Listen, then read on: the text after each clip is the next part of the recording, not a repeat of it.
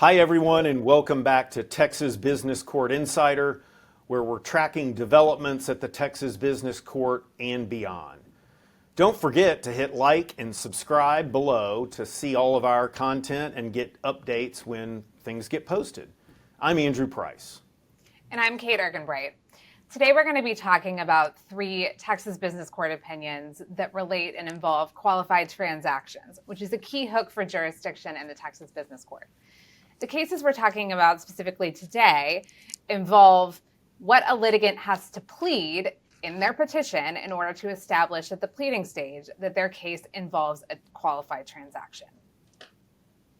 Yeah, so Kate, as we've seen over the first year of the Texas Business Court, and we've reported on a lot of our broadcasts, the Business Court is hyper-focused on its jurisdiction and has been writing a lot on its jurisdiction and the breadth of its jurisdiction. And these qualified transaction cases fit squarely within that framework. So Kate, before we delve into the cases, why don't you give us a little bit of an overview about the framework and the key statutory provisions? Absolutely, Andrew. So the statute that created the Texas Business Court provides for business court jurisdiction over specific types of cases. One type of case is a case that involves more than $10 million in controversy that involves what the statute refers to as a qualified transaction. In that qualified transaction language is specifically defined as a transaction in which a party receives or pays or is obligated to receive or pay consideration that is more than $10 million, or a transaction in which a party lends or borrows or is obligated to lend or borrow more than $10 million in money or credit as an aggregate, again, of that lending transaction. Exactly. And before we delve into the specifics of these cases, Kate, we should note for everybody that the $10 million you're referencing is in the original legislation back in 2023. And obviously we just finished a legislative session here in 2025. And we previously reported on this. One of the things that happened this session is the legislature has lowered that qualified transaction threshold from 10 to $5 million, and that'll go into effect just a few weeks from now at the beginning of September. Now, having said that, what we're going to discuss today in the framework and reasoning of these 3 cases is still going to apply to qualified transaction cases, regardless of the amount required. So with that, Kate, jump in and tell us about the first case. Sure. The first case that we're going to talk about today is Atlas IDF versus Next Point Real Estate Partners et al., which is a case out of the Business Court's First Division. And the key holding in this case is that the aggregate value of a transaction for purposes of determining if that $10 million threshold for a qualified transaction is met has to be measured at the time the transaction occurred, not when the petition or the case is filed. Now, the plaintiff in this case alleged in their petition that its claims arose from a qualified transaction. That transaction at issue related to the sale of promissory notes, that at the time of the sale, the principal on that promissory note and the interest that had accrued as of the time of the sale did not yet meet that $10 million statutory threshold. But the court held that the aggregate value of that transaction could include the interest that the plaintiff, Atlas, expected to earn on those promissory notes before payment was actually demanded, even though that interest had not been accrued at the time of the transaction. That expected interest could be used to satisfy, at the pleading stage, that $10 million statutory threshold. Another key aspect of this opinion is that the court held that the evidence that the defendant put into the record to try and controvert Atlas's allegations that its claims arose from a transaction involving $10 million in consideration were unpersuasive and that the allegations were uncontroverted. So litigants challenging jurisdictional allegations in the Texas Business Court, particularly those involving qualified transactions, need to be prepared to submit evidence to support their position that the transaction at issue does not actually involve $10 million in consideration. Kate, you mentioned interest, and I wanted to follow up on that. I thought there was a specific provision in the code that excluded interest from, getting to the threshold requirement. How did that, am I not right about that? Andrew, I think what you're referring to is the reference to interest in the statute that it talks about the amount in controversy has to be $10 million.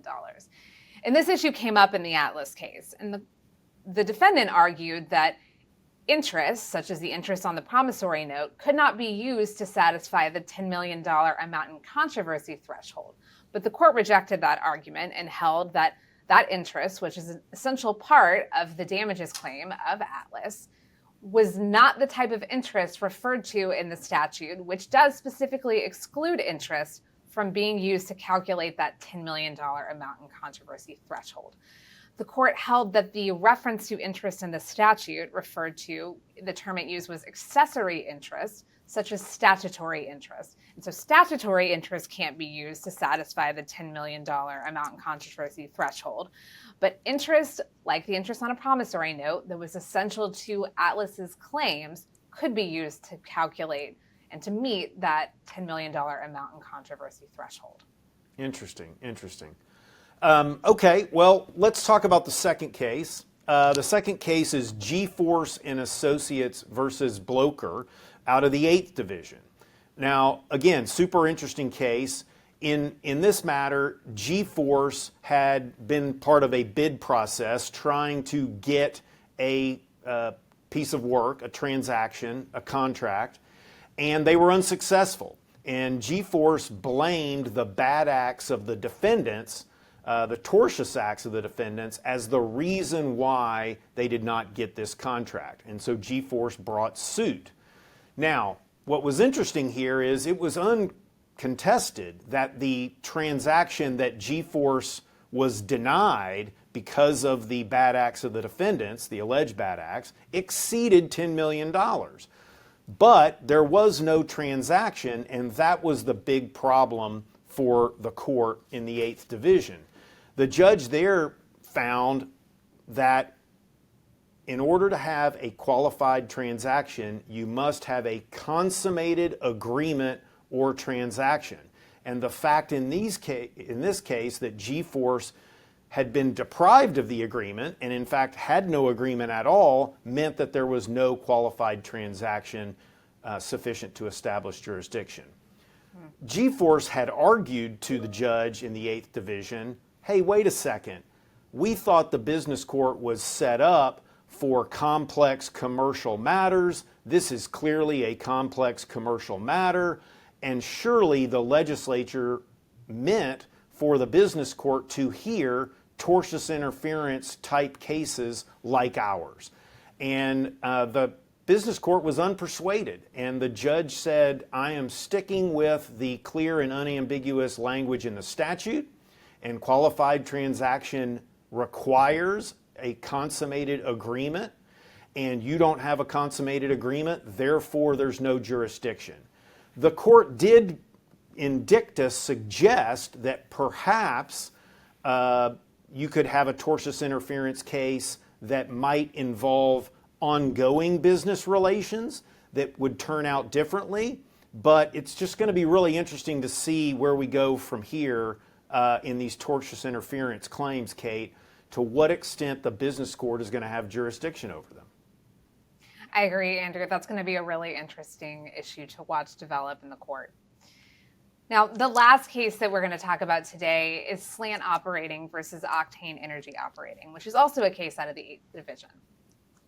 In this case, defendant Octane alleged that Slant Operating had failed to sufficiently plead its claims arose from a qualified transaction because the letter agreement at issue in the case did not, on the face of the agreement, state how much the consideration for the agreement was. It was silent as to the amount of consideration. And the court did not find this argument persuasive, nor did it find any of the evidence that Octane submitted to try and controvert Slant Operating's allegations persuasive. The court held that Slant had met its pleading burden to establish and allege that its claims arose from a qualified transaction, even though the agreement between the parties did not state what the consideration was. The court was careful to note, though, that it was only making this determination at the pleading stage, and it was making no final determination as to whether the case actually did, in fact, involve a qualified transaction with $10 million in consideration at issue. And this is a key point for practitioners. So just because you make it past the pleading stage that your case involves the qualified transaction, that doesn't mean that later on down the line, after additional discovery is done, or even at trial, the court could determine that actually your case doesn't involve a qualified transaction because it fails to meet one of the statutory requirements for such a transaction. So you could end up in trial and suddenly you have no jurisdiction in the Texas Business Court. So litigants should think carefully when alleging that their case involves a qualified transaction to make sure that they have the evidence that they're going to need to actually establish that their transaction has more than $10 million in consideration at issue. Right, Kate. This concept that jurisdiction can be reviewed at multiple times during the life of a case, I think, is something that everyone is kind of new, and we're going to have to get used to and see how it plays out. Well, thanks for covering that. And thanks to all of you for joining us this week, and look forward to catching up with you next time. Again, don't forget to like and subscribe so you'll get notified of all our updated content. Catch you next time. Thank you.